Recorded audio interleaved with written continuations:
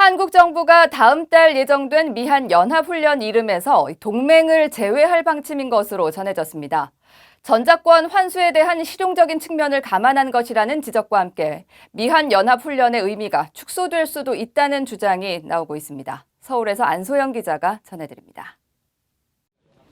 미한 군당국이 다음 달 5일부터 보름 동안 연합 연습에 들어갈 예정입니다. 명칭은 동맹 19-2로 기존의 을지 프리덤 가디언을 대체하는 훈련입니다.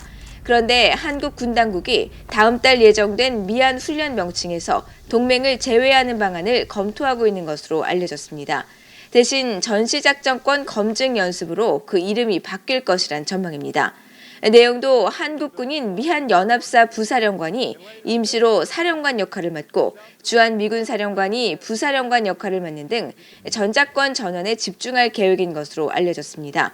전작권 전환 후 미래 연합군사령부 체제를 가정한 겁니다. 일부 전문가들은 이러한 미한훈련 명칭 변경의 배경으로 최근 북한 외무성 담화를 지목했습니다.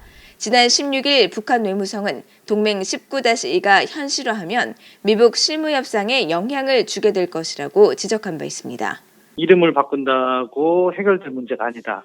근본적인 문제는 둘째, 이름 바꾸는 거를 가지고 북한이 뭐라고 하더라도 그것은 사실 어떻게 보면은 북한이 비핵화 협상의 트집을 잡기 위한 것으로 보이는데 북한의 말에 따라서 우리가 계속해서 이름을 바꾸면 나쁜 선례를 남긴다.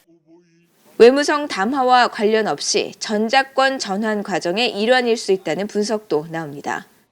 전작권 전환을 위한 CPX 훈련하는 것이기 때문에 그건 무관하다. 이런 이제 취지라고 볼 수 있어요. 그런 면에서 보면은 이거는 이제 전작권 전환을 위한 불가피한 조치지 기존 북한과 미국 간의 합의사항이 아니다. 이런 부분이기 때문에 전문가들은 아울러 연합훈련의 명칭을 바꾼다고 해서 당장 북한이 협상 테이블로 나오지는 않을 것이라고 말했습니다.